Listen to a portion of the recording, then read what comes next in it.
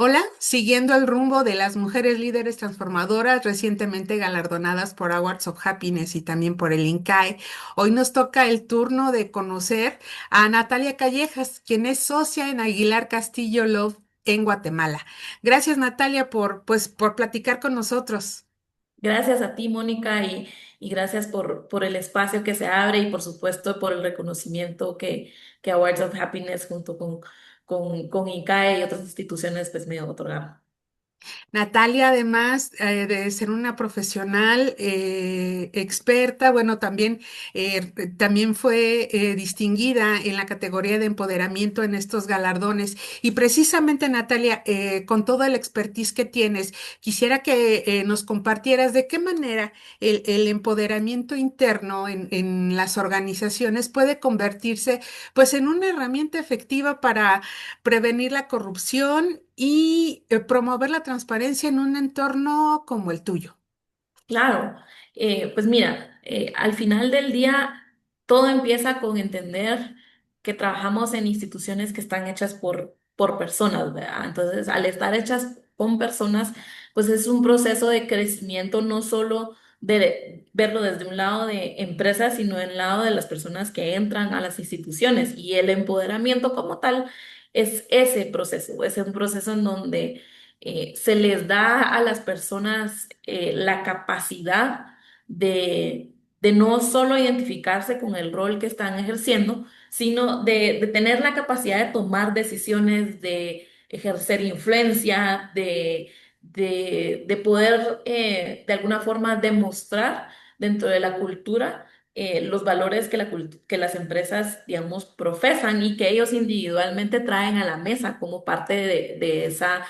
instituciones. Entonces, al final del día, el empoderamiento es importante porque ayuda en ese proceso de construcción de las organizaciones a todo nivel. No solo en el nivel gerencial alto, sino desde la persona que atiende al inicio y que abre la puerta y que recibe a las personas, sino en cada uno de los niveles, el que estas personas tengan esa seguridad, tengan esa capacidad de tomar decisiones, tengan esa capacidad de entender que ellos son esos vehículos por medio de los cuales se transmiten los valores de la empresa, pues les da a las personas esa seguridad de que tienen una voz número uno, que el actuar con autonomía y con esa integridad o confianza de poder llegar y acercarse a una institución y poder denunciar cuando efectivamente puedan existir alguna conducta no ética o alguna conducta que viole la ley, hace que pues, la organización se lidere de una forma más transparente, que haya seguridad cuando se reciban las denuncias y que pues de alguna forma esto ayude a que las empresas se forjen de forma más íntegra, ¿verdad? Entonces el empoderar a cada uno de los individuos dentro de las empresas es como un efecto de cadena de cascada al final del día que fortalece el crecimiento de las instituciones. Bien, Natalia, ¿y cómo el fortalecimiento de la cultura de cumplimiento puede empoderar a los empleados para incentivarlos a que se actúe con integridad, con valores, por qué no decirlo? Por ejemplo, en sectores como el energético. Claro, no, y es una pregunta en donde cada sector tiene su mundo de realidad. Te digo, dentro del mundo de cumplimiento o de riesgos, hay algunos sectores que son más complicados con otros, ya sea porque tienen un más relacionamiento con funcionarios públicos, porque los servicios que proveen tienden a ser de naturaleza pública, no es lo mismo, digamos, un servicio que se provee a toda la población, como es, por ejemplo, la energía, como lo es otro tipo de servicios, y no porque sean de menos, simplemente porque su naturaleza es diferente, ¿verdad? Entonces, por ejemplo, en un sector estratégico y tantoral como el sector energético, el fortalecer esta cultura de cumplimiento, de alguna forma ayuda a que los empleados primero entiendan el impacto que tienen su toma de decisiones, que no es un impacto únicamente a, bueno, el día de hoy hice un pago de facilitación porque quería de alguna forma lograr que mi negocio se concretara, no se queda ahí en el pago de facilitación, sino que al final del día contribuye a un sistema de corrupción que puede llegar a debilitar el mismo servicio que estamos buscando, que se mejore, que crezca y que se fortalezca, ¿verdad? Entonces, el fortalecimiento de una cultura de cumplimiento pues ayuda a una visión, número uno, más a largo plazo y sostenible del negocio, no viendo únicamente lo que a mí me toca aquí enfrente, sino viéndose como un orgánico, como en el cuerpo humano, por ejemplo, que es una célula, pero la célula contribuye al funcionamiento de todo el cuerpo, se puede lograr ver así. Y no se ve, digamos, esta cultura de cumplimiento ya no se ve como un obstáculo o como una carga para que las personas Claro. actúen correctamente, sino se vuelve como parte de un orgullo el proteger, el actuar correctamente, el proteger un desempeño del servicio que sea público y que sea bien hecho para las personas y para la población, y que exista de alguna forma una cultura también de consecuencias, de que al final del día, si yo siembro manzanas, voy a conseguir manzanas. Si yo siembro una cultura de cumplimiento, voy a conseguir un negocio más sostenible a lo largo y por ende un servicio público más sostenible a la larga. Contrario a si no lo tengo, se vuelve como un ciclo no virtuoso, sino al revés, vicioso de un servicio que al final del día puede llegar a afectar a muchas personas si no se provee de manera adecuada. Qué analogía tan interesante al hablar de las células, pero creo que queda perfectamente claro y sobre todo explícito en cuanto a cómo funciona justamente fortalecer la cultura y que, bueno, se permee al interior primero de tu equipo de trabajo y, bueno, de manera general, institucionalmente. Bien, Ujú. Natalia. Oye, y bueno, en tercer lugar, me gustaría también que nos comentaras cómo equilibrar justamente el enfoque sobre mitigación de riesgo con la creación de espacios para profesionales que trabajan en espacios como el tuyo, de alta presión, pero también de alta responsabilidad. Claro, ¿no? Y creo que es importante que nos demos cuenta que las dos van de la mano, ¿verdad? Para crear esos espacios de empoderamientos para los profesionales, tienes que de alguna forma subrayar cuáles son los riesgos que hay detrás de estos sectores en los que estamos trabajando, regulados, tradicionalmente sectores en donde pues quizás no había mucha apertura a opinión, en donde poco a poco ha ido creciendo el liderazgo femenino, en donde pues se ha logrado unos complementos interesantes al haber cada vez, digamos, más líderes, por ejemplo, mujeres intentando influenciar la cultura organizacional y la toma de decisiones. No podemos tener una cultura o espacios de empoderamiento para los profesionales si no entendemos cuáles son los riesgos que enfrentamos, porque al final del día los vamos a capacitar a esos profesionales para poder mitigar estos riesgos y crear esos espacios donde realmente exista esa valoración pues a las personas que están ocupando esos espacios como profesionales en estos sectores, ¿verdad? Claro. Entonces, al final del día,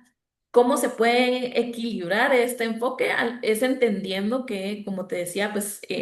no se puede el uno sin el otro, que el promover, para poder promover esos espacios de empoderamiento para profesionales, tengo que entender cuáles son mis riesgos, un poco relación diagnóstico de la enfermedad y solución, como pues hemos estado hablando del cuerpo humano, y entonces creo que al final del día el verlos así como dos temas interdependientes puede ser útil pues, para lograr ese equilibrio que estamos buscando.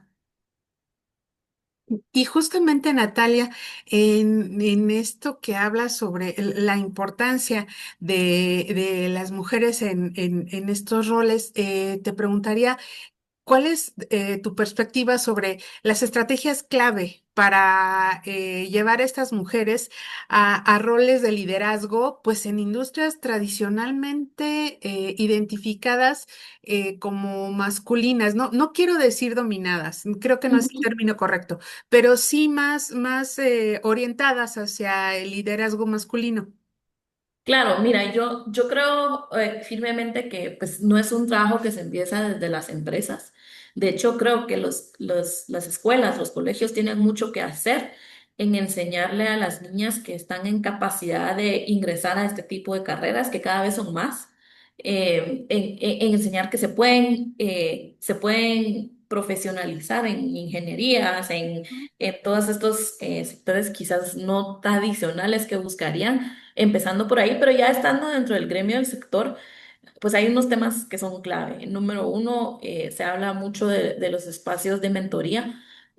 tanto de mujeres que han pasado por ese camino antes, con mujeres que están ingresando a ese espacio de carrera. Creo que ese es uno de los más útiles que existe y el que más impacto puede tener, pero una mentoría genuina, en donde haya un plan de trabajo, en donde haya un conocerse una a una y un proceso como de rendición de cuentas de los diferentes pasos de carrera en los que se quiere llegar, con metas asignadas y tal. Hay muchos programas que empresas han hecho hacia adentro en eso. Segundo, sí hay un trabajo de habilidades blandas que hacer en las mujeres en que logren expresar su voz sin miedo a represalias o sin miedo a que el expresar su voz pueda reflejar negativamente hacia ellas. Si bien se han hecho avances, pues todavía hay estadísticas pues, cómo las mujeres callan más en ciertos tipos de escenarios o de reuniones o tal. Y lo otro es entender de que no estamos buscando masculinizar a la mujer en el proceso de obtener estos roles de liderazgo, sino al revés, es potencializar eso que las hace mujeres, esas habilidades que ellas tienen y verlas como un complemento importante para ese trabajo en conjunto con los hombres en liderando este tipo de compañías y sectores. Eh, Incluso biológicamente hablando, hay estudios que han demostrado cómo la mujer puede visualizar más un campo completo versus el hombre tiene una visión más enfocada, cómo trabajamos en conjunto ese tipo de visiones al momento de desarrollar la estrategia de una empresa, por ejemplo. Lo otro es dar ese espacio de que los colegas y las colegas dentro de las empresas cuando quizás no se haya dado tanto eco a la voz de una mujer con la que están trabajando, pues saquen a relucir y den ese crédito a las mujeres que están aportando dentro de las empresas, ¿verdad? Al final del día, no se puede hacer un trabajo solo, sino que el empoderamiento y el crecimiento del liderazgo de las mujeres es un trabajo que tenemos que hacer en conjunto y en comunidad. Y por eso, pues sí creo fielmente en que tiene que ser un trabajo en donde, si bien nosotras pongamos la parte de desarrollar nuestras habilidades en práctica, las personas que están alrededor puedan contribuir con mentoría o con dar una voz, con dar un espacio y por también ayudar en esas políticas que a veces ayudan de trabajo flexible o políticas que se adapten a las realidades de las mujeres, que a veces no solo es, por ejemplo, mujeres que tengan hijos, que mucho se habla de eso, que es una realidad, pero también hay mujeres, por ejemplo, que cuidan de los padres, hay mujeres que tienen sus propias desarrollo personal que cuidar y no hacer eso de menos simplemente por el hecho de que quizás no siguen la norma de lo que la mayoría de mujeres hacen, ¿verdad? ¿Crees que en esta ecuación que nos estás planteando a lo mejor nos faltarían más aliados? Sí, pero más aliados de verdad. Hay muchos que les gusta poner la banderita o hacerlo simplemente por las estadísticas o hacerlo simplemente por publicidad, el ¿Sí? decir que apoyamos a las mujeres en el liderazgo, pero que en la realidad del día a día quizás no se ve reflejado, digamos, con transparencia el apoyo que se les da a las mujeres para que puedan acceder a esos puestos de liderazgo, ¿verdad? Cosas tan simples como, por ejemplo, la transparencia en los salarios que se les da a las personas en la organización. Muchas organizaciones siguen teniendo, por lo menos en Latinoamérica, mucho recelo en compartir esta información. Y en algunos casos te das cuenta que el recelo es porque pues, realmente sí existen ciertas diferencias en estos salarios que se pagan. Entonces, sí. Creo que necesitamos aliados que, pues, que tomen acción, ¿verdad? Ciertamente. Todavía nos falta un trechito por caminar. Bien, Ujú. Natalia. Y pues bueno, la pregunta obligada y también, bueno, la que nos ayuda a acotar un poco esta conversación. ¿Qué te motiva, Natalia, primero a realizar tu trabajo, pero sobre todo a inspirar a otros, mujeres, hombres, a pues... inspirar a estas personas como una mujer líder transformadora en cuestión de empoderamiento? Mira, pues esa es una pregunta pues que me gusta mucho reflexionar en ello porque creo que, como te decía antes, uno no puede vivir en sociedad solo y aislado. Y creo que mucho del producto de quien yo soy ahora ha sido un proceso en donde muchas personas han intervenido. Desde tener una madre que fue mamá de 8 hijos y que se dedicó al 100% en nuestro cuidado y crecimiento y que fue un ejemplo de integridad y que nunca nos enseñó a que teníamos barreras en el mundo, hasta tener un papá que incentivó mucho mi crecimiento académico, profesional y sin ninguna distinción alguna. O sea, desde el lado de la familia empezamos hasta compañeros de universidad, profesores que creyeron en mí, me dieron oportunidades para trabajar fuera, hasta llegar en un lugar de trabajo como el que tengo hoy, que es Aguilar Castillo Lobo, que desde muy temprana edad pues me dio un espacio y mucha confianza más allá de la que normalmente se le daría a alguien de mi edad. Para, digamos, por ejemplo, el ser socia de un despacho a los 29 años no es usual, y menos de un espacio, de un despacho latinoamericano. Ujú. Y mucho tiene que ver con la confianza que uno de los socios directores, Juan Carlos Castillo, siempre ha tenido en mí y que siempre ha confiado en mí y que no solo ha confiado a ciegas, sino que me ha dado dirección en caminos a tomar en una profesión que la verdad que sí es complicada, sentarse en juntas directivas con hombres, recibir... las experiencias que yo tengo de muchos empresarios de menosprecio o de quizás no valoración por mi edad no creo que sea por mi género, más que todo había sido por mi edad que lo he recibido por estar ahí sentada, pero que hay gente alrededor mío que ha visto al final del día y ha evaluado mi desempeño con base a los resultados, más allá de con base a mi edad o mi género y tal. Entonces, ese acompañamiento a lo largo de los años me inspira y me da como un sentido de responsabilidad hacia las personas que vienen abajo mío. Y hablo no solo responsabilidad a las personas que sí he participado en procesos de mentoría para abogadas que están creciendo en la profesión, sino también con las más pequeñas. Recientemente, una de mis sobrinas se graduó del colegio y me escribió y me dijo, te incluí en la lista como unas personas inspiradoras y para mí eso valió más que cualquier otra cosa porque yo pasé mucho tiempo cuando ella estaba en el colegio ayudándola en el proceso de que le costaban algunas clases o tal y verla hoy graduarse con honores, beca de universidad y todo eso y ella me dice, tú me ayudaste mucho en el proceso. Eso es, digamos, lo que a mí me inspira, el verlas que pueden llegar a soñar y cumplir lo que ellas están buscando, ¿verdad? Entonces, eso es lo que, el ver a otras generaciones crecer con mejores oportunidades, incluso que las que yo he tenido, es parte del objetivo. Qué gusto, Natalia, de verdad. Felicidades por tu galardón, pero muchísimas más felicidades de verdad por ese reconocimiento familiar para tu sobrina, por supuesto, y que bueno, que este efecto sea multiplicador y que como tu sobrina vengan más mujeres a abrir brecha primero en espacios que tienen que ser también de mujeres, ¿por qué no? Es un placer haber hablado contigo, Natalia, de verdad. Gracias por compartir con nosotros, pero sobre todo por esta manifestación y bueno, conocer a una líder, pero sobre todo una profesional que se ha pronunciado porque la voz de las mujeres es escuchada sin miedo. Muchísimas gracias, Natalia. Gracias a ti, Mónica.